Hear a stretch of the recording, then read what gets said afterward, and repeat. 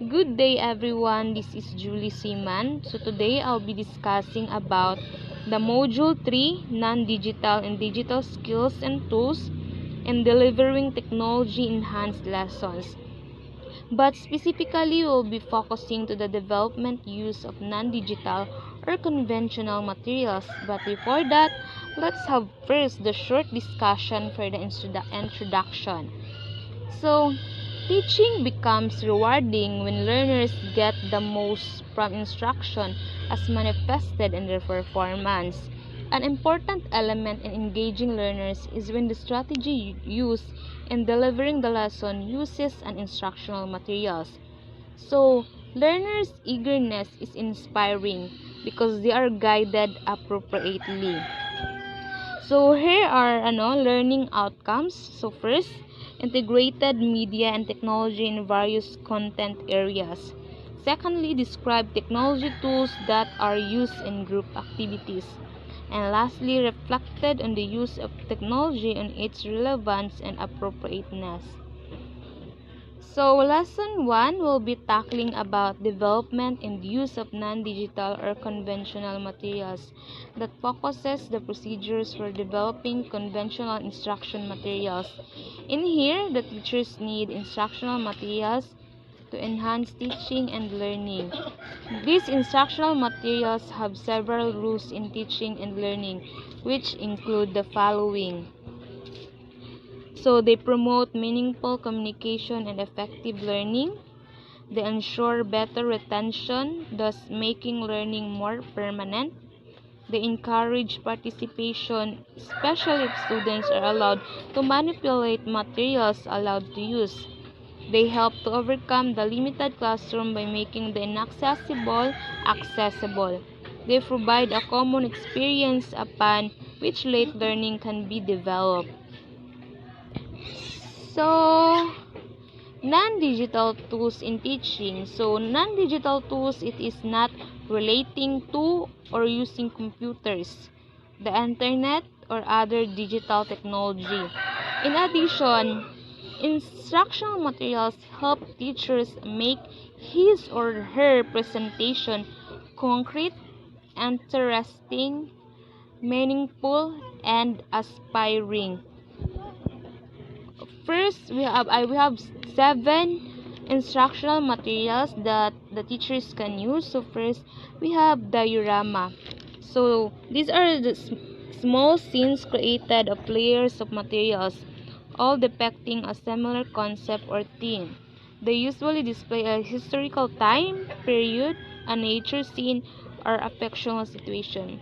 So a diorama is you can use as a learning tool to help show a student understanding of a certain subject matter. So, and also a diorama is have a three-dimensional scene created to illustrate an academic subject. So, if you remember your high school days or elementary days, for sure you guys have nakagawa na kayo ng diorama. Kasi way back in my senior high days, gumawa kami ng diorama, ginaya namin yung sa Singapore, yung may building tas sa top niya merong ship. So yun. So next, second one is the nature table.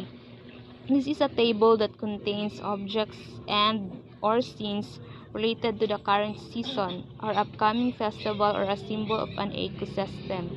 So, the nature table, it can help children begin to take notice of these changes and find a greater connection with the world that surrounds them. And also, the nature tables also create a sensory experience for the child. Usually, meron kaming nature table nung when I was in my elementary days. So, that's it. Next, the writing board. It displays information written with chalkboard or blackboard, or special pens whiteboard.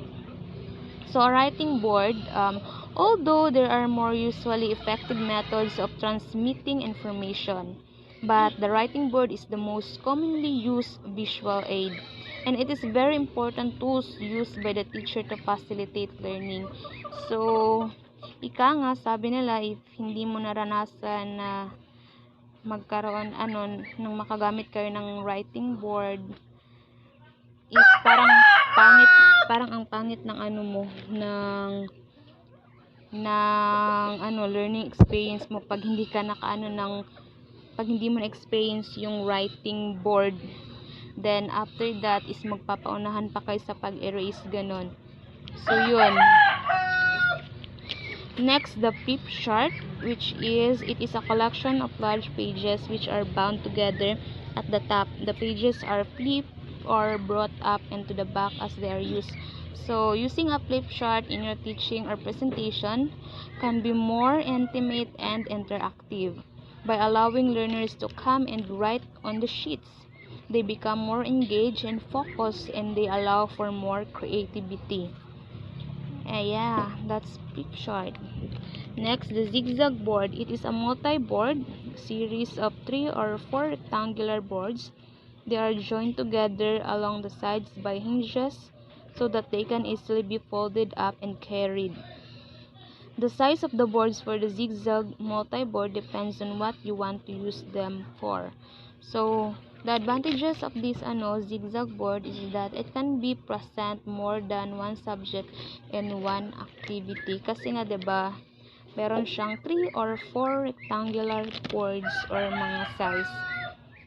So next, we have wall display. It is a collection of many different types of items and materials put up on a wall to make an interesting and informative display.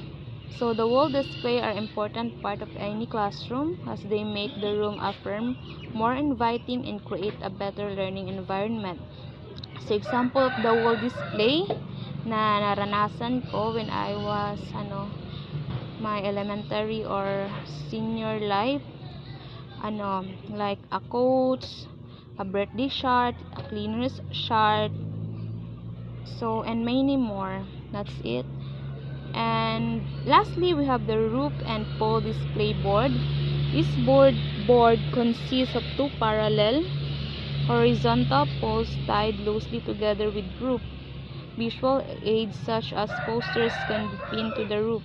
This kind of display board is invaluable where there are few solid walls for displaying information. So, roof and pole display can be very useful to teacher.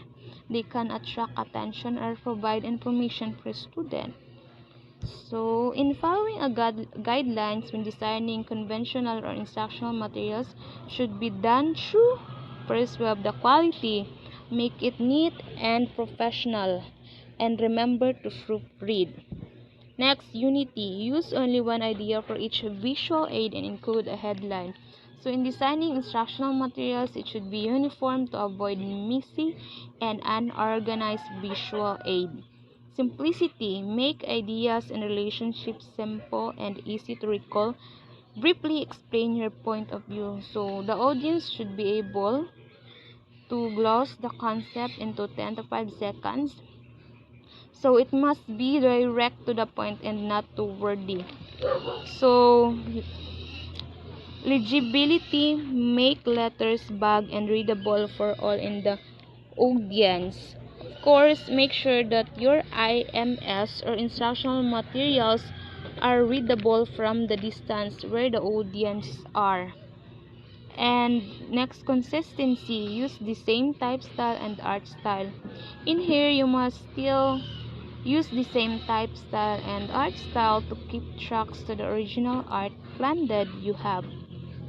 So lastly, clarity, avoid type that is too small to read, avoid all caps. So it must be clear and use letters appropriately. So that would be all. Thank you for listening. God bless.